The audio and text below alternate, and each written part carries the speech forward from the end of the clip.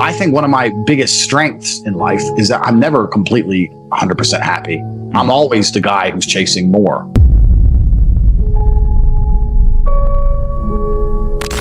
There's no such thing as becoming anything of worthwhile without adversity. There's no other way. This is what people don't seem to understand, is that adversity is the absolute key ingredient in absolutely anything that regards success. You want a six-pack, there's adversity in the way. You want to be a world champion, there's adversity in the way. You want money, there's adversity in the way. The sooner you become accustomed to adversity and you no longer become adverse to the idea of it and the stress of it, the sooner as a person you can say, okay, fuck it, let's go. And you become tolerant, then the better you're going to be as a person. So when I have children, the number one thing I'm going to ensure is that there's as much adversity as possible in my son's life.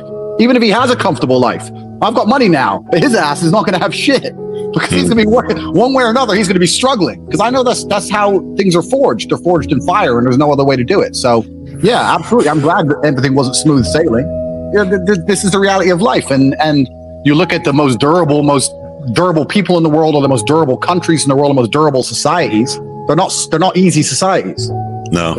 That's how people survive. I had a lot of important lessons from my dad in the days I lived with him, but one of the things he was very, very good at, he had a few fundamental themes throughout when we lived together throughout my childhood, and one of them was about excuses. So if I lost a chess game, for example, there was a chess tournament. It was 7 hours drive. We drove 7 hours. We stayed up all night. I stayed up with him. I played chess in the morning. I lost. I only had 2 hours sleep. And when I lost, I said, oh, because I was tired. And my dad made a very big point of saying, look, it doesn't matter if you were tired. Your excuse has fucking nothing to do with the win or the loss next to your name. You've lost now. No one's going to say he lost, but he was tired. They're going to say you lost. And this is the truth about excuses in general. Any excuse you can fabricate. Nobody cares. The universe doesn't care. Did you win or did you lose? Life is binary. Did you survive or not? If you come at me and say, oh, I'm fat because X, Y, Z, the girl isn't in the club isn't going to be like, oh, well, he's out of shape, but it's okay because X, Y, Z. You're just fat. It's binary. Life's binary. So you have to make a conscious decision. Excuses don't exist. They don't have any weight. They don't matter to anyone else. So why should they matter to you? And as soon as you realize that all that matters is the result, and you have to be binary about your decisions, then you're going to start throwing all that crap away. And I understood that from a very, very young age. So even when I was a teenager in England and I decided I wanted to be successful, I didn't sit and go, I want to be successful, but I'm in a single room in a homeless hostel, single mother. I just knew I wanted to be successful. People are either going to view me successful or not. They're not going to care about anything else. So if they're not going to care, I didn't care. It didn't enter my mind at any point. I didn't let it cloud my vision, if that makes sense. It never entered my mind. This is my situation. This is my scenario. So I have to do what I can do, and that was it. You will often note that the best teachers on earth try very hard to not only tell you what you need to hear, but they will perhaps disguise it in a story or a parable, or there'll be hidden ways in which you can discover beautiful lessons which will change your life. And the fact that it's hidden is not to try and stop people from discovering it, but actually to make sure that when people do discover it, it is potent and people take action. So when I was a kid and I was a chess player and I was winning, started early. My dad always encouraged me to brag. So yeah, you won. Go brag. Tell him you won. You're like, this is the real world. You won. Only losers are going to be upset when winners talk. This is how it goes. And there's obviously social norms. I'm not saying go through life and be completely unlikable. But if you wake up every day and you look in the mirror and say, you know what? I've looked around at what I see, and I'm up there. I'm the man. I'm the top 5%. I'm the top 1%. Like, who out there can do more than what I can do or lives better than what I do? You know what? I'm doing well. If you really believe that in yourself, then what's going to happen is you're going to feel motivated to prove it. This is the thing. It's very difficult. You have to have a mental disorder to have an ego with no justification. Those people have something wrong with them. But if you're going to wake up every day and work your ass off and make money and buy cars and train and be in fantastic physical shape and do all these things to prove your ego, so when someone comes along and goes, well, what's your problem? You say, I ain't got a problem. My life's good. Then you're going to have a very fantastic life. Why would you train or work hard if you don't have an ego? If you don't have an ego and you're not all about me and what I am and who I am, why would you even care? People without ego are the lazy people. Oh, I'm fat, but I don't care. I don't have a nice car. I don't care. I love myself way too much to be broke or fat because I'm me. So my ego is the absolute motivator. If someone comes along and goes, I have no motivation, then you have to say, okay, you're very, very happy being average. Why is that? But you know what? I've done a very, very good job. And this is exactly the exact thing I was saying. I've done a very, very good job at one way or another proving not saying that I'm the greatest man alive or anything, but a lot of people say I'm strong. But they say they're strong. Well, where's your proof for like that? I can say I've done well now. By this point in my life, I have accolades I can draw up. You know, I can say, well, I've done this, I've done this, I've done this, I've done this, I've done this, and that's all down. That was all ego driven. There's no other reason to get in a ring and risk your life to fight some other psycho from the other side of the world besides ego. Like, why else are you going to do it? Money? I didn't get paid for most of my fights. I got paid pennies if you compare what I was doing. I saw 5 people die. I put a guy in a wheelchair for life. Like, what? This is not a joke.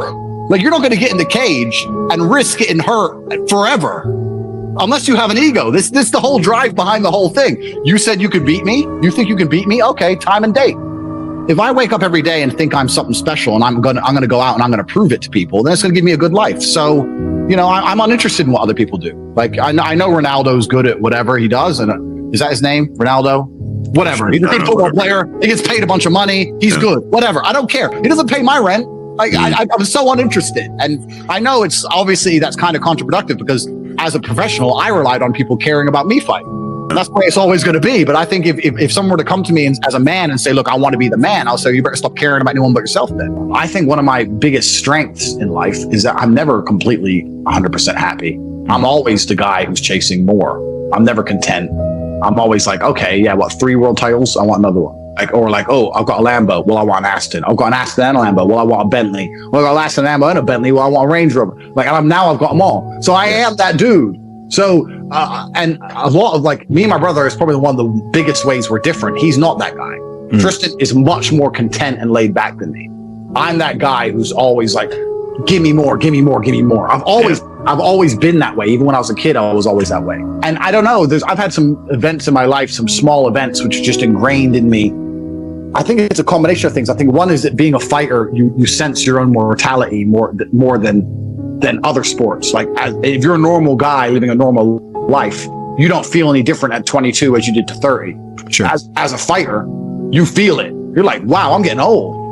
I'm 32 now. And you're like, I can't do what I did at 23. Yeah. I am getting old. And then you start to think, okay, well, in 10 more years, I'm 43. Like, you know, like, and you start to realize that it's not about how long you live. For me personally, it's about how long you're young for. You know, those are your best years. Those are your prime years. Yeah. So I'm the guy who's like, I want it all. I want a helicopter and a boat and all these cars, and loads of chicks. I want to go everywhere. I want this. I want that. I want that. And I've got some stuff, but there's a whole bunch of stuff I don't have. So I don't know if I'm ever fulfilled. That doesn't mean I'm miserable. I'm certainly not happy. I'm a happy person. Sure. Because I don't believe in unhappy. I think unhappy is situational. And if you're change your situation, then you're going to change how you feel about it. I also believe that you can control your mind if you really try. The only thing, my friend, I'm telling you now, the only thing we have control over on this planet is our own state of mind. You can't even control your own health. You can go to the gym every day and still have a brain hemorrhage and die at random. You can have a heart attack like Bruce Lee. You don't know. You can't control the weather. You can't control anyone else. You can't control the planet. You can't control nothing. One of the only few things on this planet you can genuinely control is how you feel in your mind. You need to be sitting there waking up going, you know what? I have to conquer this. I'm not going to give in. It's down to me. And I'm going to control my own brain. You need to close your eyes, breathe in and out for an hour, and slowly generate some happiness from somewhere and resist. Resist it. The truth about it now, especially at the current point I'm in, there's a lot of suffering involved in my brand. Like it's quite difficult to just get a nice car and get some money and say all these motivational things. It's motivation, and when you're speaking to try and fire people up, a lot of that comes from a place of pain. And I'm fortunate enough to have had enough negative experiences that I can articulate in a way that make people understand. I had a really interesting conversation actually with a guy. I think it's another podcast that's going to come out, and he was a psychotherapist and he wanted to psychoanalyze me. And it was quite interesting. And he asked me quite a similar question. And I tried to explain to him, I am very, very sure I could speak to psychologists for the next 1,000 years. I know myself because I've tested myself. Yeah. And I know myself absolutely. And I know who I am and what I'm capable of. And I have absolute faith in myself. I have absolute faith in Andrew Tate. Not only Andrew Tate, but Andrew Tate of the past and Andrew Tate of the future. So even if I look back on my life where I made a wrong decision, I have faith that at the time I believed it was the right decision to make. And also, I have faith that if I buy 9 supercars and somehow my businesses mess up and I run out of money, I have faith that Andrew Tate of the future is going to pull something off. He's going to do something. He's that guy. So it's like, I'm not really afraid of anything. As long as I get to be me, I'll pull it off. I'm one of them. I know I've got the skill set. I'm one of them dudes. I'm a survivor, you know, because I never sit around and cry about situations. It doesn't matter what happens to me. I know I'm going to find a way. So I'm not really afraid of anything. I have zero fear of going broke. I have zero fear of anything. Like, it doesn't even, none of that even crosses my mind. I'm completely combat ready at all times. I've actually been quite fortunate in the fact that my social circle is probably one of the smallest in the world. And that's because it's my brother. It's usually the best. That's 85% of my social circle. And that's a superpower within itself. Like, a lot of people ask me how I ended up red pilled and all this stuff about girls. And I said, because I wanted to be with my brother. I didn't want to be with some chick. Let's go watch TV. And I'm like, no, me and Tristan are busy. We're riding motorcycles and training and driving cars. And I don't want to. It's boring. So that was one of the reasons. So he was always with me 100%. I have a lot of old friends and stuff who are all of a sudden like, oh yeah, I've always wanted to go to Romania. I'm like, no, you didn't. Nobody wants to go to Romania. No one wanted to go to Romania until they saw me on the internet. And they see what I'm up to. And they're like, okay, now people want to go. Before me, it was a completely forgotten part of the world. So I do get a lot of that. But I mean, I'm to the point, man. I'm really not one for social norms. I'm to the point. If I think someone's trying to, take advantage, or I know they're trying to play games, it's very easy for me to say that I'm not interested, whatever. It is what it is. I have a very good life I live with my brother and my cousin. There's 3 men. We're all here. We're doing the same things. We train every day. We work every day. We make money every day. Between us, we've got 10 or 15 girls, and that's it. Like, I don't need any more than that, really, in many ways. I have my old kickboxing coach and a few people I've been to war with. Besides that, I keep my circle small. I don't really look. This is another point that goes on from what we were saying earlier. The more validation you can find from yourself and from your own achievements, the less validation you need from outside. If you need a big group of friends to feel happy, you need to ask yourself why. Like, I can be alone in a room with no cars, no money, nothing. I could be alone in a room and I know I'm the man. I've done it. I've been afraid. I've done sleepless nights. I've done broken bones. I've done it and I've been through it. I did it anyway and I won. So I'm happy regardless. So I don't have these big groups of, you see these rappers and they get all these idiots around them and all this. That's not going to happen to me. Never in a million years. Yeah, the fact that me and Tristan we're in a homeless hostel from an early age, these little things all add up, and we just have this relationship where we've always worked together. If you put 2 or 3 full-grown men in the same room with the same goal, you'd be amazed what gets done. You'd be amazed if you take 2 or 3 men and they all wake up in the same place and they say, you know what, we're going to get strong, and I'm going to be stronger than you. And the other one goes, no, I'm going to be stronger than you. So all right, then let's go. You give that a year. Getting's good. Yeah, you give that a year and you see some strong men. Maybe you're not the strongest of the 3, but you're certainly stronger than you were when you started. Men are born to compete. This is what we were born to do, and it's been removed from life. There's no competition. And if you start to compete and you brag about it, you upset everybody. Well, welcome to the real world. I love the idea. I wish I lived with someone who could kick my ass. Every morning I spar these 2 and I school them. I'm jealous. They're jealous of me. I'm jealous of them. I want someone who can beat me. The competitive element is the fire of being a man. This is what's going to make you happy as a man. All the time I get messages. How do I be happy, Tate? I'm like, it's because you're not competing. You're not conquering anything. You're not doing anything. You need to go out and conquer the world. This is what men were meant to do. We're combatants. We're supposed to be out sailing the 7 seas and raiding countries and stealing wenches, and we're not doing none of that. You need to replicate it somehow in your life. And this is the problem with the whole space, is that I get the same thing you probably do. People come to me and ask for advice, and I just sit there and I look at their long message, and I sit and I know for a fact they're full of shit. Men build their value. There is no reason why every man cannot be in good physical condition, unless they've decided not to be. So you can't come along and say, oh, I really want girls, and you're fat. No, you can't, because if you really wanted them, you wouldn't be fat. Like, you're not trying. And there's no hacks in life. You're not going to hack your way to the top of anything. Maybe you'll win the lottery or something. There's the odd rapper who's a complete moron with a low IQ who becomes a multimillionaire. That's fine. But for most of us, there's a grind involved, and there's no easy way to the top. So completely agree. There's no reason why every single man couldn't go to a fight gym, and that's going to teach you more about life. Getting punched in the face will teach you plenty about life. Men build their value. So if you're supposed to be a leader of men, then you need to have at least built some value within yourself. That's what I believe.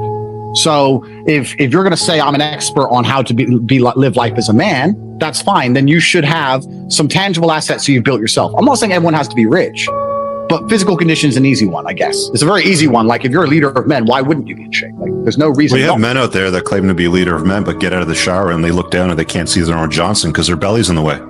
Yeah, this is what I mean. So it's very, very difficult for you know, for me as a person to adhere to that kind of mindset. Like, I've always been a leader by example. That's how I believe you should lead. And I try and do my best by showing things. And especially as a man, if you're going to build value and you're going to teach men to build value, you need to be building value yourself. One more point. It correlates more also with my worldview. My worldview is that excuses aren't important. And there's a whole bunch of people in the manosphere who are complaining about the way things are, as opposed to just finding a way to win. Mm-hmm. The rules of the game are the rules of the game. Like, women are this way. Okay. So, like, well, I don't think you can change it. Like, don't you just want to find a way to win somehow? Like, women are a certain way. So, but your primary focus should always be on yourself. So if you look at these day game guys, I always give shit to the day game guys. If they were to spend all that energy they spent walking around the mall, going up to every single girl they see in the gym or building a business, they wouldn't have to go around the mall going up to every single girl they see, because they'd have some value. So certainly your energy should go into yourself. But yeah, if you see a hot girl, go talk to her. I don't think females should be the focus of your life. I think females are a complement to your life. You know, I don't think it should be the one and only focus. If you wake up every day, how do I get a girl? How do I get a girl? How do I get a girl? You're going to struggle. I wake up every day, still to this day, and I go, okay, I have to train. Okay, I've done training. Okay, I need to make some money. And when all my stuff's done, maybe I'll go to the club. Maybe I'll see a girl. Like, you know, but these men are so focused on it, and it's just not going to work because it doesn't give you time to do anything else. If I'm having a hard day, I never sit and think I need to talk to this person. Even if I have like my brother and some people I'll talk to, I may be venting a little bit, but I'm certainly not looking for advice on what to do. I always make the call on what to do. I always already know what to do. I don't go to anyone for support. I don't turn to people for support. I don't turn to my woman for support. I think one of the main reasons I have such a fantastic relationship with females is because I never ask them for that shit. I really believe the reason I have the adoration of females is because they're with a man who they never have to babysit. They never have to motivate. They never have to convince to put the video games down. They never have to sit and say to him, oh, it's going to be okay. Like, I'm a rock. My life's great and it's on track with or without you. And I'm fine all the time. And when I have huge problems, because they do come up, I don't even mention it to my women. Because what can a woman do anyway? I mean, I'm mentioning it to her to feel better. I mean, she can't fix my shit. So I wouldn't even, if let's say I lost $3 million in a day, which has happened before, mm-hmm. I didn't even tell my girl. What's the fucking point? What am I looking for? Sympathy? Sympathy ain't gonna buy me money. Ain't gonna put the money in the bank. So what the fuck? Comfort? I don't say again. Comfort? Do I need that shit? I need my $3 million back. That's what I need. Like, I'm a solutions-based man. You tell me who I can talk to about getting my money back, and I'll talk. I didn't talk to my chick about it. She was, yeah, no, I'll make you a coffee, dear. The fuck ain't gonna fucking help me. So I don't turn to people for support or comfort. I don't. And I know that makes me extremely rare as an individual. And it's not something I'm not trying to brag or put on like a brave face and be a tough guy or something. It's just not how I'm conditioned. I believe that all of my problems are going to be fixed by me. That no one else is going to wake up and give a fuck about my problems the way I'm going to give a fuck. Nobody else is going to be prepared to go through what it takes to fix them but me. If I'm in the ring getting an ass kicking, not my coach, not my corner, not my fans, no one's going to get me out of there alive but me. It is me. So I turn to myself. If I have a problem, I'll sit in silence on my own. I'll turn to Andrew fucking Tate, and he'll get it done. Because I don't. That's really how I am. When I used to see fast cars when I was young, it used to ruin my day. It used to make me angry. I'd be walking to college and I'd see a Ferrari and I'd be like, how does he have 300 grand for a car? I haven't got $30 in my pocket. That's all my money in the world. Like, I felt like there was a whole reality that I was missing. There's some kind of hack. Because even then, at age 15, I remember this story very specifically. I'm walking to college, me and three of my friends, we see a Ferrari. I look it up, I find out how much it costs. And even then I'm saying to my mom when I got home, if you work a good job, like how much do you make a month? She's like, oh, maybe make 3,000, 4,000. I'm like, that still won't buy that car. Like, how did this guy get that car? It didn't make sense in my mind. And I think that's one of the key elements to things like success in cars and stuff. If you really want it, you'll find a way to get it. And if you don't really want it, you're not. We'll find an excuse. Yeah, you think of an excuse. And I think a lot of the reason people don't like cars is, well, they'd love cars if they could buy one, but they'd rather pretend they don't like them because they don't believe they're ever going to be able to afford one. Most of you are going to end up exactly where you're heading. You have a path laid out in front of you, and it's pretty clear where it ends up. You're going to be a normal guy. You're going to have a mediocre life. average, maybe above average. And that's fine, right? Because everyone has a normal life. And being normal or average is just failing so like the other people around you that you don't see it as failure anymore. The truth is, as the world becomes more competitive, naturally it becomes more polarized. There are going to be more ultra rich and more ultra poor.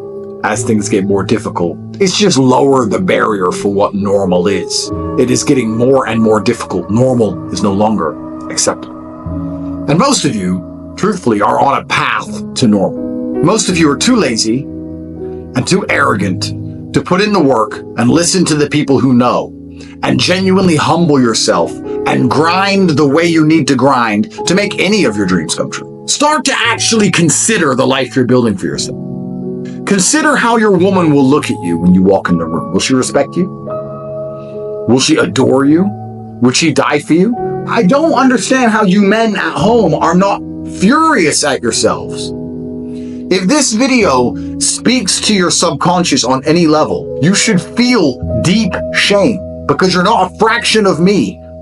And perhaps you never could be me, but you could certainly be better than you are. And you're not even close to that. You are monumentally failing yourself. You're monumentally failing your bloodline. You're on the road to nowhere, and you don't seem to care.